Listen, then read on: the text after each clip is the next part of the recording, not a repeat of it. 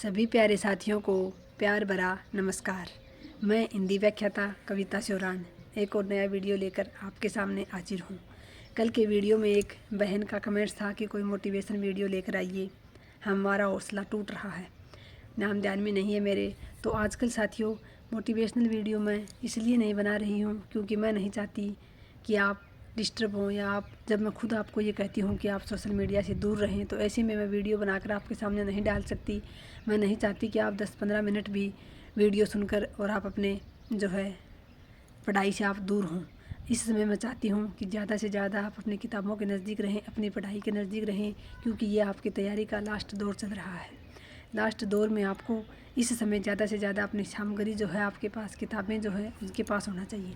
इसलिए मैं आजकल सिर्फ वो प्रश्नों वाले वीडियो ही बनाती हूँ साथियों, या फिर कोई ऐसा प्रश्न मुझे मिलता है तो उसका मैं शॉर्ट्स वीडियो बना देती हूँ, क्योंकि मोटिवेशन साथियों लास्ट समय में अपना अंदरूनी ही ज़्यादा काम करता है।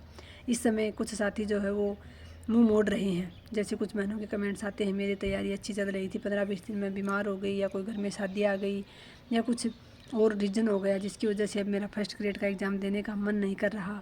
तो मैं तो यही कहना चाहूँगी कि आप अंतिम समय में जाकर और एक अच्छे और वीर सिपाही की तरह मैदान में डटे रहें, पीठ दिखाकर ना भागें, कायरता का परिचय ना दें।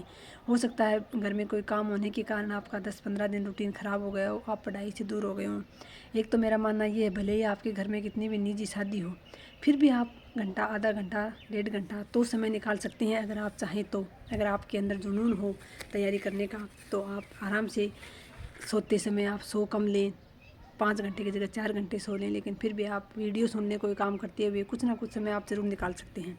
अगर फिर भी आपने नहीं निकाला है बिल्कुल ही, और आप इस समय ये सोच रहे हैं कि मेरा एग्ज़ाम देने का मन नहीं कर रहा, तो मैं ये आपसे यही कहूँगी कि अभी भी समय है। अगर आपकी तैयारी पहले से बहुत अच्छी चल रही थी, आपने बहुत अच्छी तैयारी की थी, तो अभी समय है।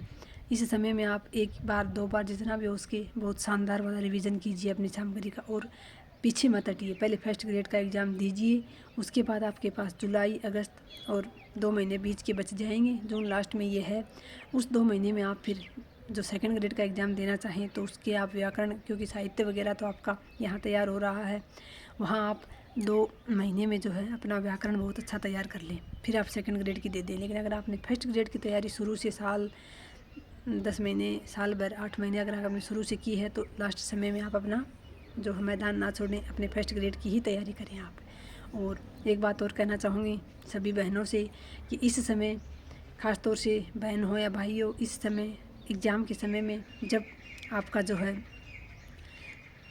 मस्तिष्क जो है वो, दिमाग जो है वो आपका स्थिर रहना ज़रूरी है।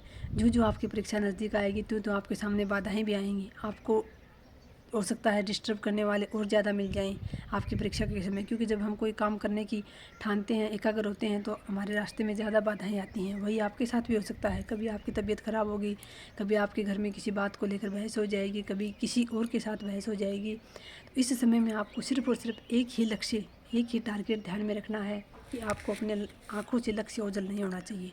सब कुछ इग्नोर करते हुए आप जो है अंतिम समय तक अपने सिलेबस पर ध्यान दें, अपने आप पर काम करें साथियों। कोई भी घर ऐसा नहीं है जहाँ विचारों का टकराव ना होता हो, लड़ाई झगड़ा ना होता हो। कोई भी कहीं भी चले जाइए आप, हर जगह विचारों का टकराव है, तो कोई घर इससे अछूता नहीं है। लेकिन आप पर निर्भर करता है कि आप उस नेगेटिव माहौल को किस वे में लेते हैं। अगर आप उस नेगेटिव माहौल को इग्नोर करके और अपने लिए पॉजिटिव खोजेंगे वहाँ कि मुझे इस माहौल से निकलना है, मुझे इन तानों से, इन रोज़ रोज़ की झिड़कियों से मुझे अलग होना है, मुझे अपने पैरों पर खड़ा होना है, मुझे अपना आत्मसम्मान बचा के रखना है, तो आप ज़रूर सफल हो जाएंगे। आपको सफल होने से कोई नहीं रोक सकता। वो एक शायरी बोलते हैं, कई बार नेवरी सर बोलते थे कि बचपन में सुना था गर्मी जो है जून में होती है, बड़े हुए तो पता चला गर्मी खून में होती है। लेकिन साथियों लास्ट समय में जब तैयारी करते हैं तब हमें पता चलता है कि गर्मी जो है वो सिर्फ़ और सिर्फ सफलता के जुनून में होती है। तो आपके सिर पर इस समय धुन सवार होनी चाहिए, सिर्फ़ और सिर्फ पढ़ने की जुनून सवार होना चाहिए। इसके अलावा आपको कोई कुछ भी कहे, एकदम से पत्थर बन जाइए कुछ दिनों के लिए। किसी का कहा हुआ आपके नहीं लगना चाहिए इस समय, ख़ास तौर से जब आपकी परीक्षा में समय बहुत कम बचा है। तो आज ये 5-6 मिनट का मोटिवेशन वीडियो आपके लिए बनाया है, ताकि आप थोड़े से भी अगर जैसे एक बहन का कमेंट था उनके जैसे अगर आप थोड़े से भी कमज़ोर पड़ रहे हैं तो कमज़ोर ना पड़ें, आप सब कर सकते हैं। बस आपको विश्वास करने की आवश्यकता है। विश्वास भी किस पर? खुद पर। किसी और से अपेक्षा ना रखें कि कोई आपको सहारा देगा, कोई आपको ये कहेगा कि आप तैयारी कीजिए, कोई नहीं कहेगा। आपको अपनी ज़िंदगी बदलनी है, आपको अपने परिवार के लिए कुछ करना है, तो आपको ही अपने लिए लड़ना होगा। अपने लिए लड़कर, दुनिया से लड़कर आपको आगे बढ़ना होगा। और वहाँ आगे बढ़कर आपको सिर्फ़ और सिर्फ अपने जो आपका लक्ष्य है उस पर आपकी नज़र रहनी चाहिए और वही आपको सामने दिखाई देना चाहिए। इससे अलावा आपको कुछ भी नज़र नहीं आना चाहिए। लास्ट समय में इस प्रकार से एकाग्र होकर एक जगह अपने मन को, चित्त को स्थिर करके और इस प्रकार से रिवीजन करें। जितने भी सामग्री आपने अब तक पढ़ी है उसका अंतिम समय में 1-2 बार बहुत अच्छे से रिवीजन करें। कोई चीज़ जो है वो नई खरीद के अभी आपको इस समय नहीं लानी है। जो मैटर आपके पास पहले से है उसी का आपको बहुत ही अच्छी प्रकार से रिवीजन करना है। तो इस बात का ध्यान रखना है। मेरे सभी बहन और भाइयों के साथ मेरी दुआएं हमेशा हैं। मैं आप सभी के लिए हमेशा प्रेयर करती हूँ कि जिस तरह से मुझे सफलता दी भगवान ने वैसे ही आपको भी सफलता दें।